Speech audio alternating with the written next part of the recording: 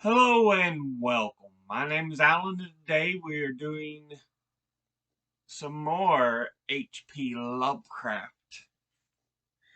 We are going to read a piece called The Statement of Randolph Carter. This story, as is well known, is an almost exact transcript of a dream that Lovecraft had in December of 1919 as recorded in a letter of December the 11th. In the dream, however, the setting seems to be New England, and in the story, Lovecraft has apparently transferred the locale to Florida, if the mentions to Gainesville Pike and Big Cypress Swamp are any indication. Lovecraft introduces Randolph Carter in this tale. His colleague, Harley Warren, is a stand in for Samuel Loveman, the poet and amateur journalist who figured in Lovecraft's dream. Lovecraft also introduces the element of the forbidden book. The story first appeared in Vagrant, May of 1920. I repeat to you, gentlemen, that your inquisition is fruitless. Detain me here forever if you will. Confine or execute me if you must. Have a victim to propitiate the illusion you call justice. But I can say no more than I have said already. Everything that I can remember, I have told with perfect candor. Nothing has been distorted or concealed, and if anything remains vague, it is only because of the dark cloud which has come over my mind. That cloud and the nebulous nature of the horrors which brought it upon me.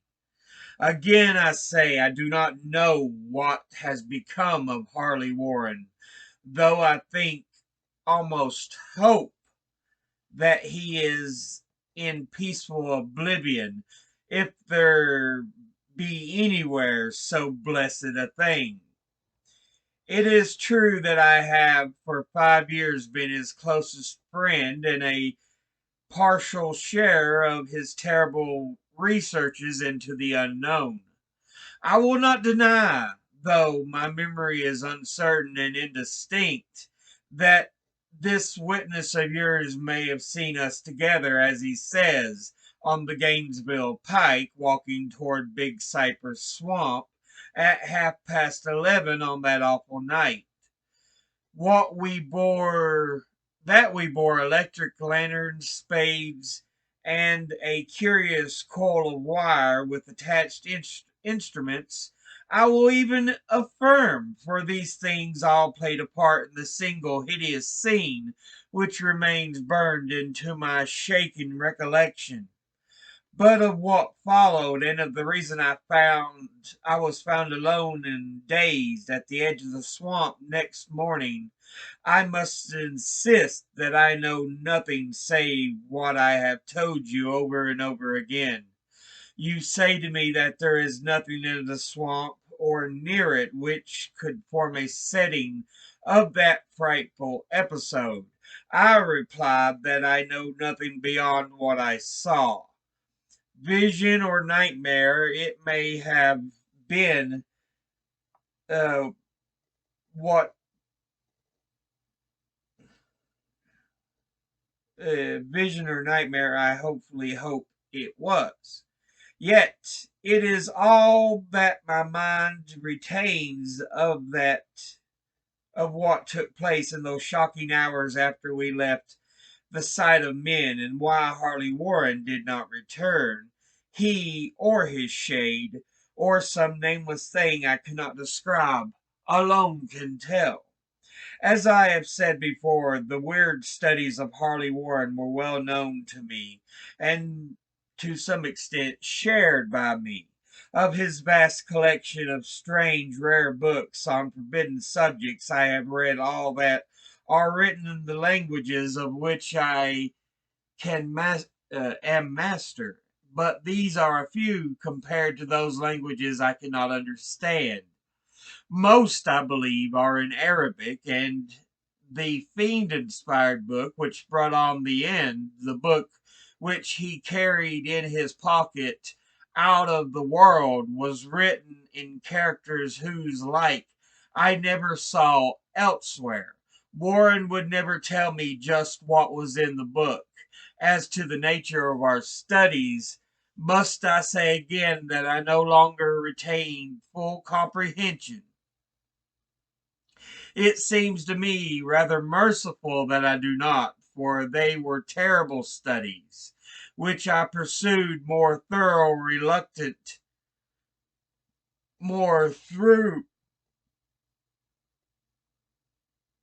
reluctant fascination than through actual inclination. Warren always dominated me, and sometimes I feared him. I remember how I shuddered at his facial expression on the night before the awful happening, when he talked so incessantly of his theory why certain corpses never decay, but rest firm and fat in the tombs for 1,000 years. But I do not fear him now, for I suspect that he has known horrors beyond my ken. Now I fear for him. Once more, I say that I have no clear idea of our subject on that night. Certainly it had much to do with something in the book which Warren carried with him, the ancient book in undecipherable characters which had come to him from India a month before. But I swear I do not know what it was that we expected to find. Your witness says he saw us at 11:30 on the Gainesville Pike, headed for Big Cypress Swamp. This is probably true, but I have no distinct memory of it. The picture seared into my soul is one scene only, and the hour must have been long after midnight, for a waning crescent moon was high in the vaporous heavens. The place was an ancient cemetery, so ancient that I trembled at the manifold signs of immemorial years. It was in a deep, damp hollow, overgrown with rank grass, moss, and curious creeping weeds, and filled with a vague stench which my idle fancy associated absurdly with rotting stone. On every hand were the signs of neglect and decrepitude, and I seemed haunted by the notion that Warren and I were the first living creatures to invade a lethal silence of centuries. Over the valley's rim, wan,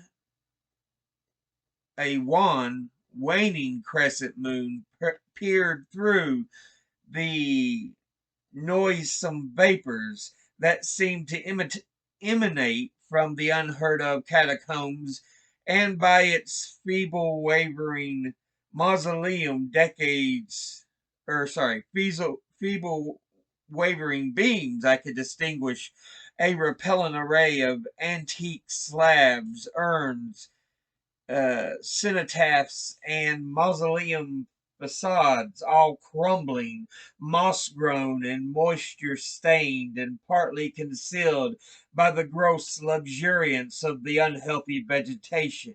My first vivid impression of my own presence in this terrible necropolis concerns the act of pausing with Warren before a certain half obliterated sepulchre, and of throwing down some burdens which we seemed to have been carrying.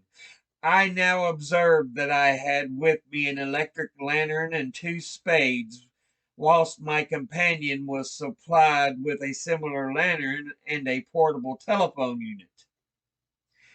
No word was uttered, for the spot and the task seemed known to us, and without delay we seized our spades and commenced to clear away the grass, weeds, and drifted earth from the flat, archaic mortuary.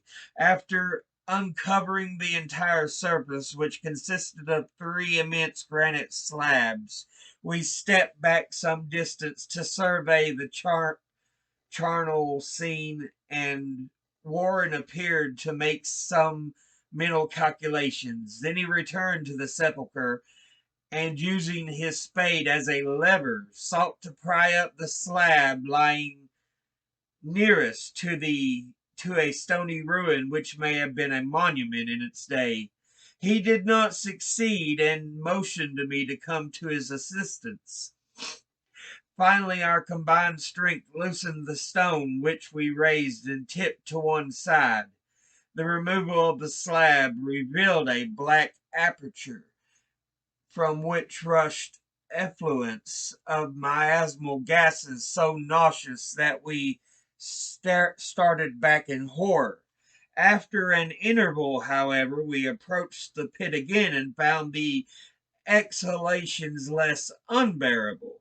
Our lanterns disclosed the top of a flight of stone steps dripping with some detestable ichor of the inner earth, and bordered by moist walls encrusted with niter.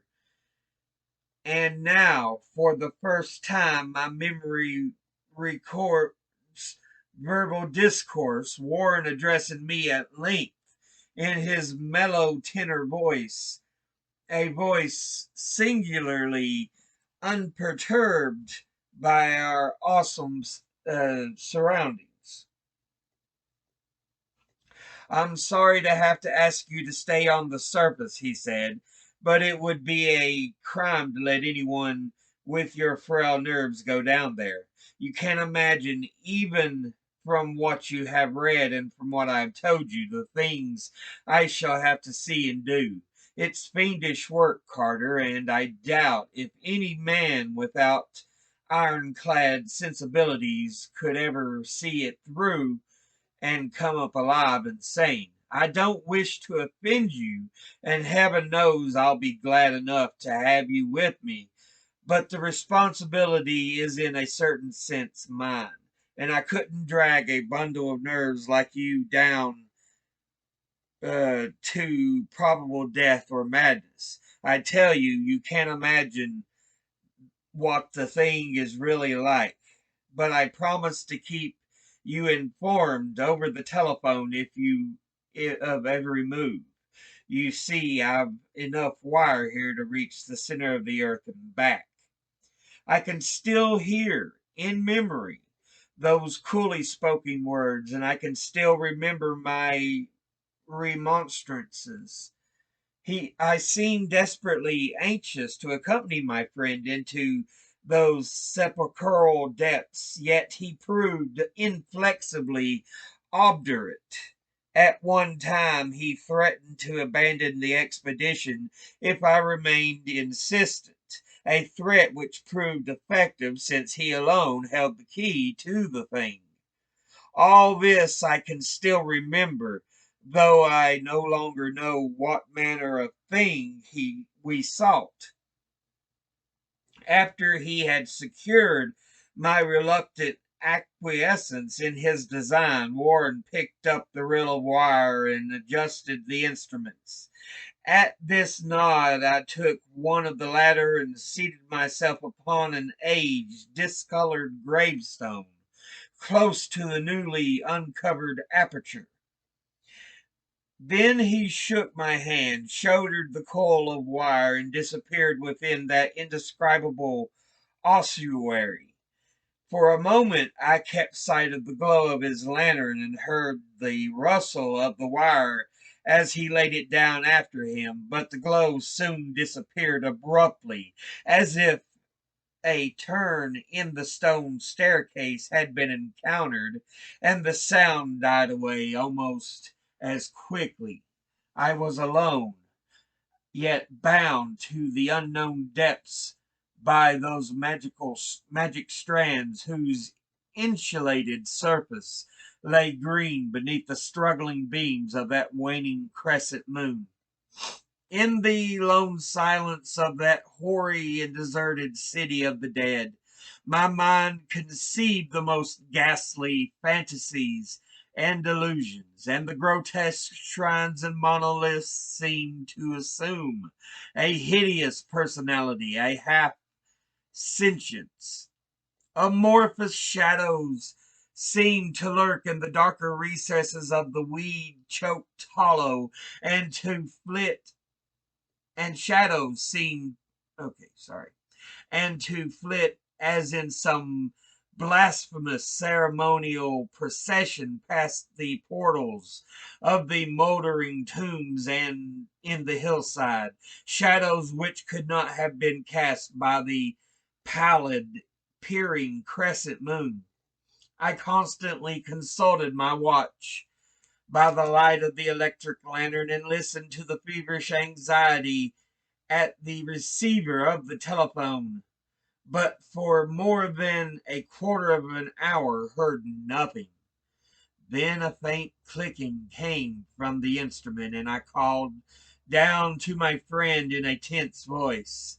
Apprehensive as I was nevertheless unprepared for the words which came up from the uncanny vault in accents more alarmed and quivering than any I had heard before from Harley Warren.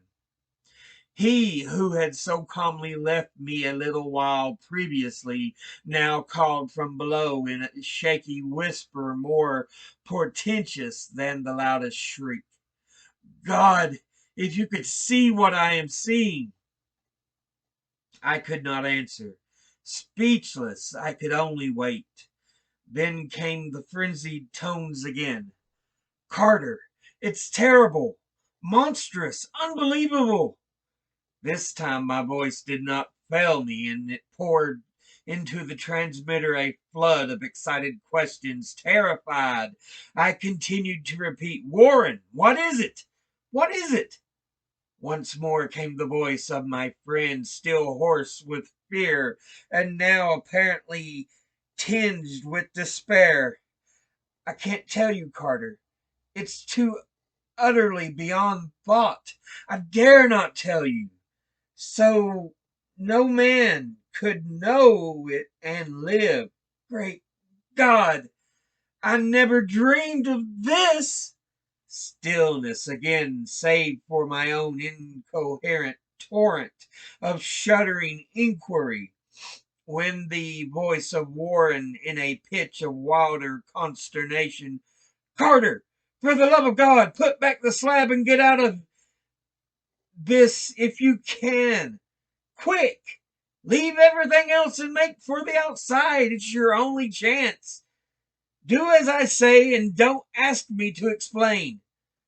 I heard, yet was only able to repeat my frantic questions. Around me were the tombs of the darkness and the shadows. Below me some peril beyond the radius of my human imagination.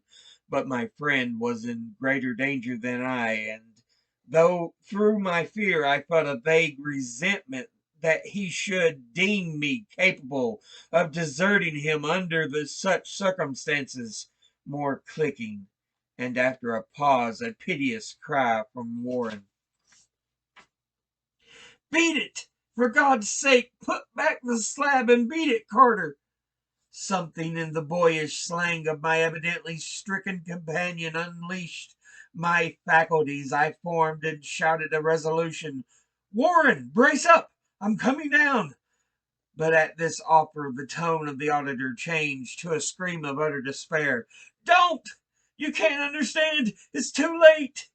And my own fault! Put back the slab and run! There's nothing else you or anyone can do now! The tone changed again, and this time a softer quality, as of hopeless resignation, yet it remained tense through anxiety for me. Quick, before it's too late. I tried not to heed him, tried to break through the paralysis which held me, and to fulfill my vow to rush down to his aid. But his next whisper found me still held inert in the chains of stark horror. Carter, hurry! It's no use. You must go. Better one than two. The slab. A pause, more clicking, then the faint voice of Warren. Nearly over now. Don't make it harder. Cover up the damned steps and run for your life. You're losing time. So long, Carter. Won't see you again. Here Warren's whisper swelled into a cry that gradually rose to a shriek fraught with all the horror of the ages. Curse these hellish things! Legions! My God! Beat it! Beat it! Beat it!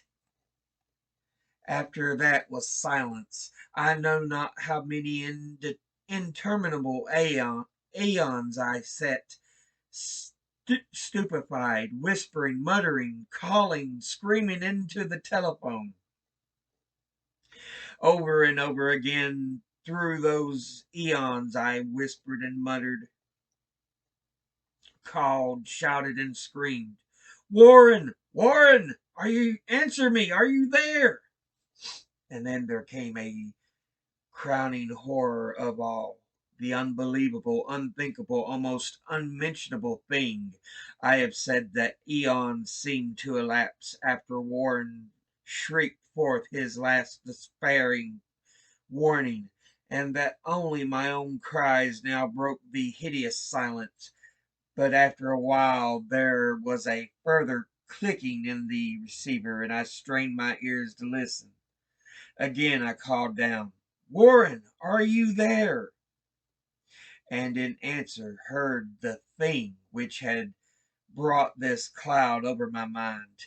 I do not, gentlemen, I do not try, gentlemen, to account for that thing, that voice, nor can I venture to describe it in detail, since the first words took away my consciousness and created a mental blank which reaches to the time of my awakening in the hospital.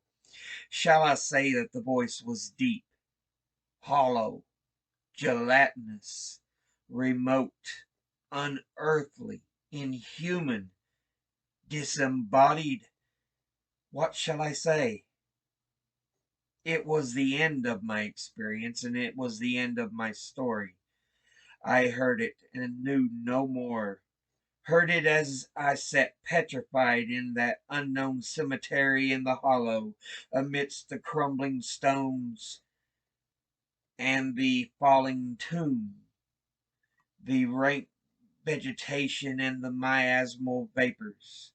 Heard it well up from the innermost depths of that damnable open sepulchre, as I watched amorphous necrophagous shadows dance beneath the accursed waning moon. And this is what it said. You fool, Warren is dead.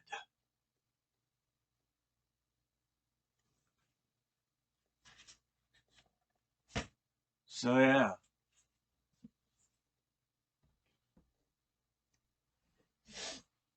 we have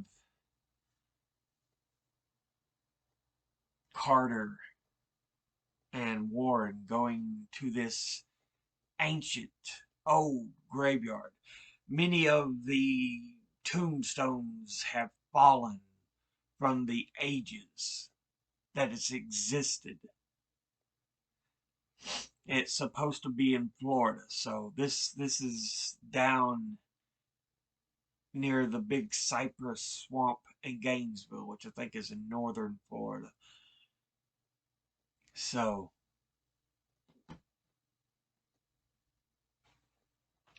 we don't know what it was, but something so disturbed and frightened Warren. He could not bear it and gave in to his own fear.